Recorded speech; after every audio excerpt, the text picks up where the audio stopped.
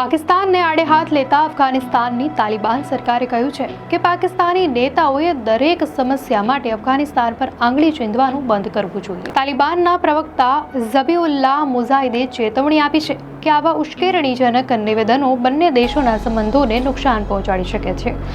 તાજેતરમાં પાકિસ્તાને તહરીકે તાલિબાન પાકિસ્તાનને અફઘાનિસ્તાનમાં આશ્રય મળતો હોવાના ગંભીર આરોપો લગાવ્યા હતા.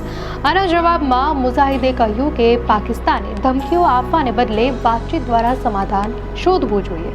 તેમણે એમ પણ કહ્યું કે પાકિસ્તાને આતંકવાદી હુમલાઓ માટે અફઘાનિસ્તાનને દોષ આપવાને બદલે આવા હુમલાઓને રોકવા માટે પગલાં ભરવા જોઈએ અને ઇસ્લામાબાદે કાબુલ સાથે માહિતી પણ શેર કરવી જોઈએ. મુજાહિદનું આ નિવેદન પાકિસ્તાનના વડાપ્રધાન શહબાઝ શરીફના એ નિવેદનના જવાબમાં આવ્યું છે, જેમાં તેમણે કહ્યું હતું કે જો અફઘાન તાલિબાન ટીટીપીને સમર્થન આપવાનું ચાલુ રાખશે તો પાકિસ્તાન કાબુલ સાથેના સંબંધો તોડી નાખશે.